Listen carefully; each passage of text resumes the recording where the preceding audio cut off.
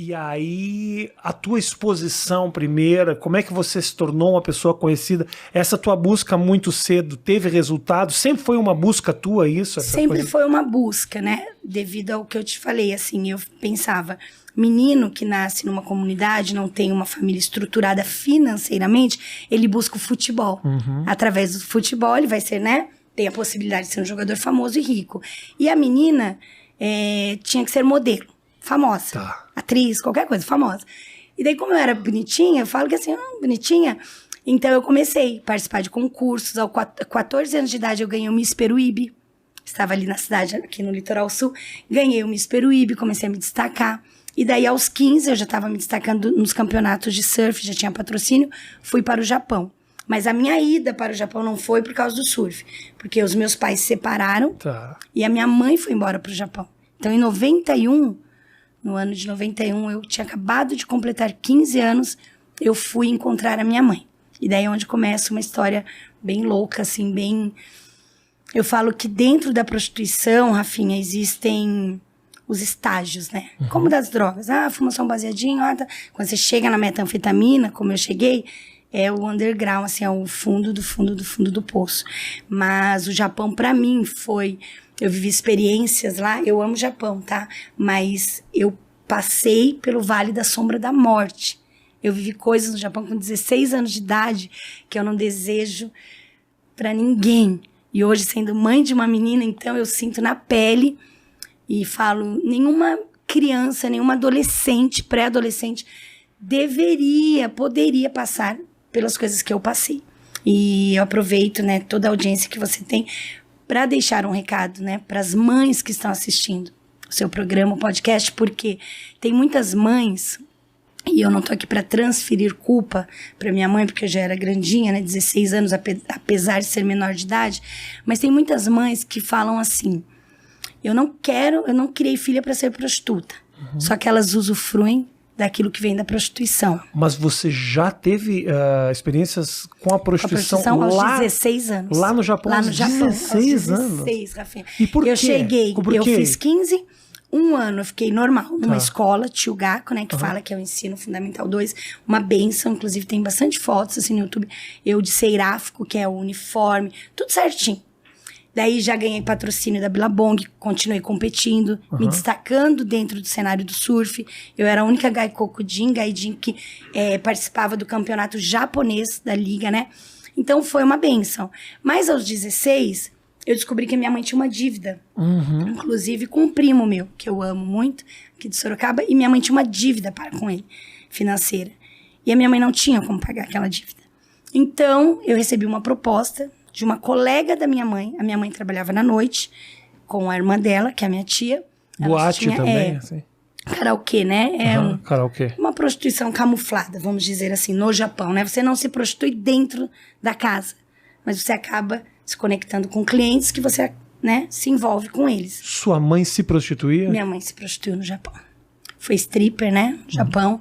Só que isso eu só vim saber lá no Japão. Tá. Então, quando a minha mãe foi embora, eu tinha 10 anos de idade. Até os 15 eu via, minha mãe dizia que ela trabalhava em uma fábrica de kimono. E eu acreditava.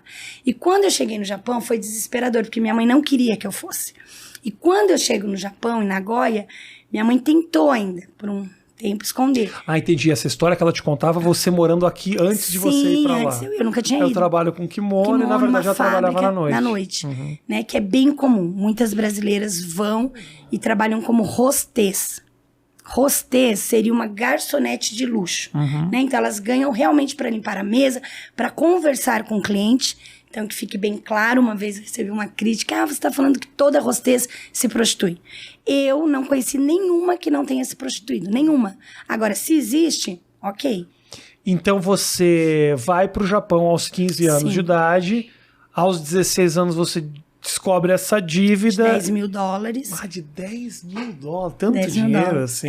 Mas que, para quem trabalha de dia, numa fábrica, o salário na média, assim, o salário médio na época era de $2.500.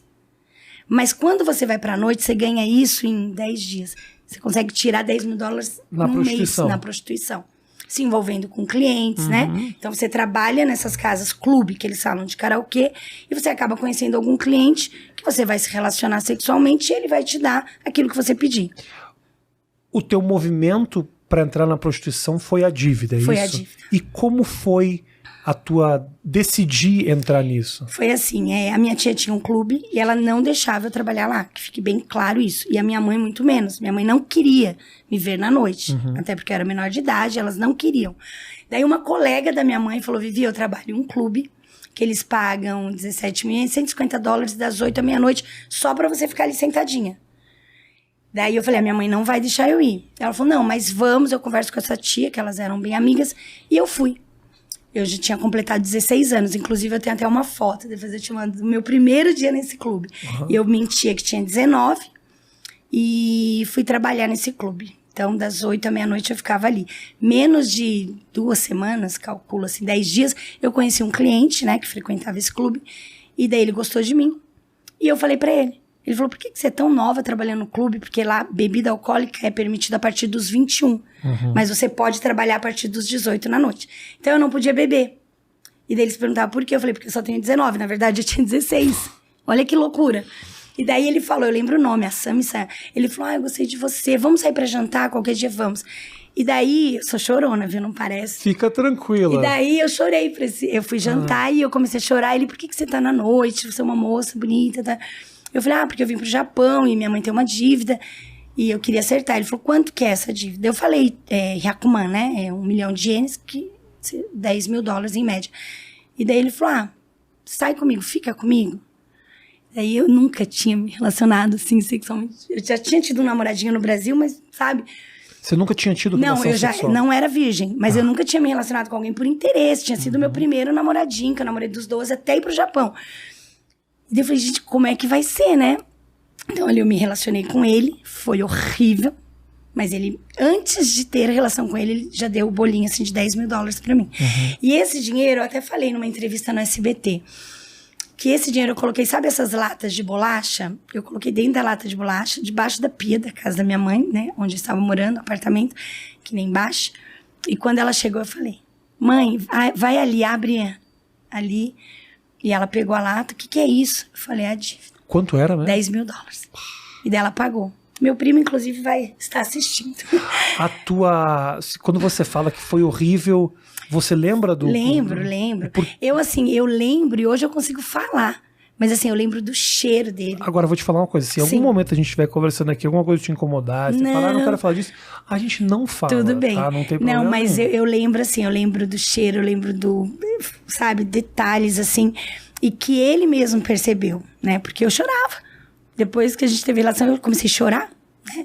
E ele falou pra mim, né? Ele falou, sai dessa vida. Ele falou, eu tenho 2 filhas, ele falou. E eu não gostaria que as minhas filhas vivessem o que você tá começando a viver. Mas depois, Rafinha, é o que eu falo, né?